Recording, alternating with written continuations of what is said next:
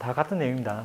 3레벨 아키텍처로 구성하고 논리적, 물리적 독립성이고 이건 사용자 인터페이스, 저장 인터페이스, 장치 인터페이스로 나뉜다라는 내용입니다. 예.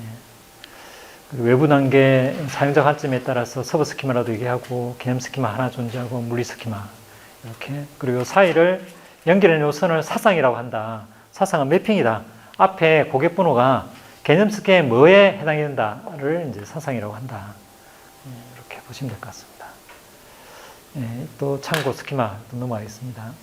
그 다음에 이제 여기 3, 4페이지에 이 용어 부분은 조금 익숙해질 필요가 있을 것 같습니다. 이제 이건 구조 부분에 제가 좀 설명을 드리긴 할 건데 구조가 이렇게 되어 있습니다.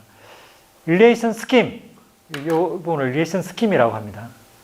이 부분은 안쪽을 릴레이션 인스턴트, 릴레이션 스킴과 릴레이션 인스턴트. 릴레이션은 테이블이라고 생각하시면 됩니다. 릴레이션 스킴과 인스턴트로 구성이 되고 릴레이션 스키마, 릴레이션 명, 어트리트 명, 그리고 제약 조건으로 구성이 되어 있습니다. 그리고 이걸 다시 내포라고도 얘기를 합니다. 그러니까 릴레이션 인스턴트는 웨포라고도 얘기를 하고 데이터가 하나의 로우 형태로 실제 값이 들어가 있는 걸 얘기를 하고 이 하나의 레코드를 투폴이라고 얘기를 합니다. 우리는 보통 로우로 얘기를 하고 하나의 로우가 여러 개 모여 있는 걸 카디널리티라고 합니다. 전체 레코드의 개수를 카디널리티라고.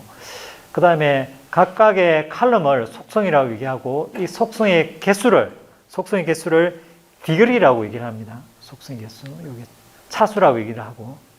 이 용어가 우리가 보통 설계할 때 쓰는 용어다 보니 조금 안 와닿을 수 있는데 이 용어만 좀 익숙해지면 좋을 것 같습니다.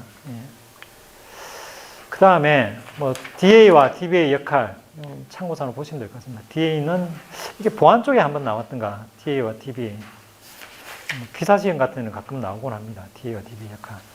DA는 이제 설계까지, DBA는 설계부터 튜닝까지 역할을 한다 보시면 될 것 같습니다. 예, 그리고 데이터베이스 설계 부분을 조금 보도록 하겠습니다.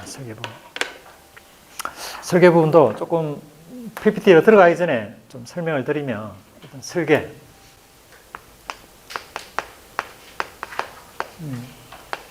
일단 설계는 소프트웨어 공예랑 똑같습니다.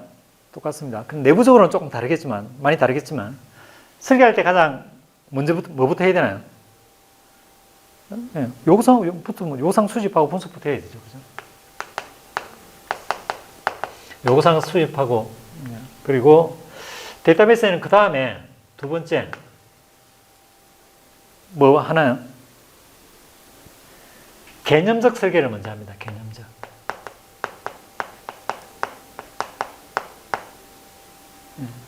그러니까 설계 안에 요구사항 수집하고 분석하고 개념적 설계, 그 다음에 논리적 설계를 하게 됩니다.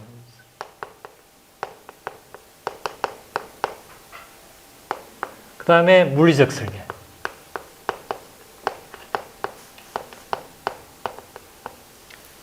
이렇게 단계에 넘어간다라고 보시면 될 것 같고, 개념적 설계는 다시, 그러니까 이런 단계를 떠나가지고 우리 설계할 때 먼저 현업들이 뭘 관리하고 싶어요, 뭐를 만들고 싶어요 요청을 하겠죠. 그러면 요구사항 내놔봐. 뭐 어떻게 하고 싶어? 뭐 어떤 단계에서 뭘 하고요. 그 모의전 데이터를 갖고 어떻게 만들어가지고 화면을 어떻게 표현해주고 뭐 이런 것들을 쭉 기술할 거잖아요. 그러면 그 요구사항을 받아와가지고 뭐 인터뷰부터 해가지고 뭐 브레인스토밍 해가지고 쭉 그 속도에 강하게 사는 그런 기법들을 통해서 받아들일 겁니다. 다 하고 나면 그 내용들을 갖고 데이터베이스 입장에서는 뭘 하나요? 그 요구사항 가지고.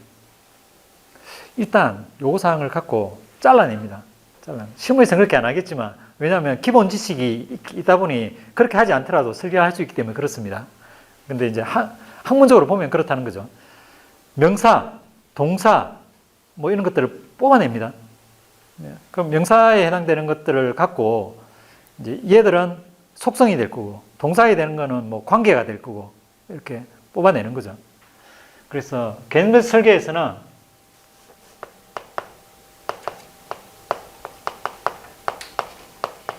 저는 이렇게 외웠습니다. 주대 영역